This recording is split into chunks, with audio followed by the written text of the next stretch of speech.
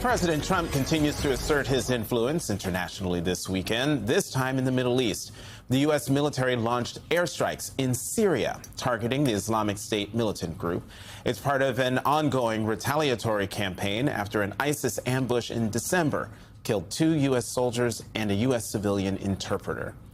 And according to the New York Times, citing multiple U.S. officials familiar with the matter, President Trump has been briefed on options for military strikes inside Iran as he considers following through on threats to respond to Iran's crackdown on protesters.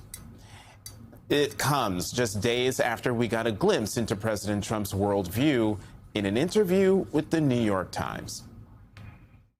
Do you see any checks on your power on the world stage? Is there anything that could stop you if you wanted to? Yeah, there's one thing, my own morality, my own mind.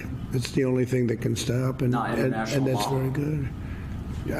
I don't need international law. I'm not looking to hurt people. Eugene Robinson is back with us. Okay, Eugene, my own morality, my own mind. I mean, I wrote on my Substack that this guy is basically, he is a moral void. And the idea that we're going to rely on his morality for foreign policy or even domestic policy, for that matter. Well, if Donald Trump's morality is the only thing that stands between us and the abyss, then heaven help us. Heaven help us all. My parachute. However, who's stopping him, right? I mean, right. So theoretically, there's Congress. Theoretically, Congress can say, no, this is not authorized. Stop it. You know, you can't do this. You can't do that. And Congress has the power constitutionally to declare war or not to declare war. They have the power of the purse.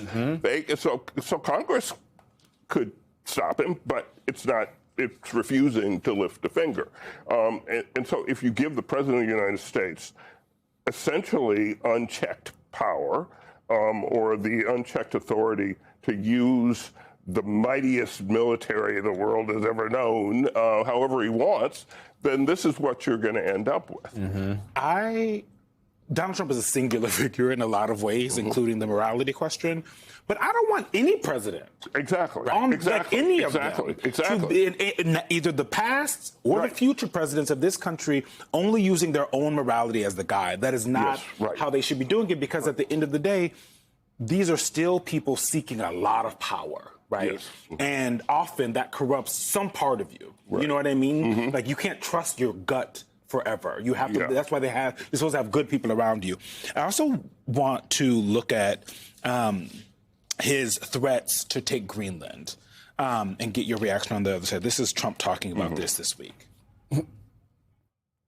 We are going to do something on Greenland, whether they like it or not. We're not going to have Russia or China occupy Greenland, and that's what they're going to do if we don't. So we're going to be doing something with Greenland, either the nice way or the more difficult way. I mean, this is how Putin talked about Ukraine. Well, exactly. And so that's Trump's view of the world, I guess. I mean, the question to me, when I heard that remark, was, will we look back and say that was the end of NATO? That's my Denmark is a NATO member, and here is an explicit threat to take a huge chunk of Denmark's territory, twice the size of Texas or whatever, away by force. You know, not the nice way. That's just astounding to me.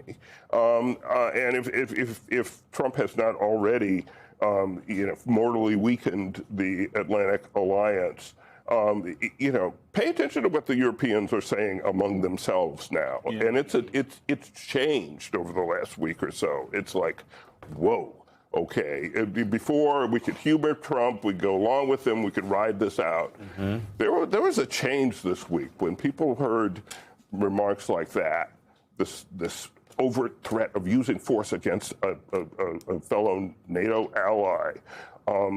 They started saying, and I think the president of Germany and others just said, this is not our friend. This is not the way a friend talks about us. We need to reevaluate. It's interesting, though, because it does feel like we are in a post-polling landscape here when it comes to what the president's doing and his maximalist executive view right now. If you look at some of the most recent polling, the NPR Ipsos poll, that only 39% of Americans believe that the U.S. is the moral leader of the world. Yeah. And yet, Trump is just going further and further and digging down on this imperialist approach. So when you let's zoom in out 5 years, maybe 10 years into the future, what kind of legacy do you think Trump is trying to write for himself right now? I don't know what he's trying to write. I mean, he's trying to, conquering hero of the world, I guess, and Nobel Peace Prize winner. That's what he wants to be.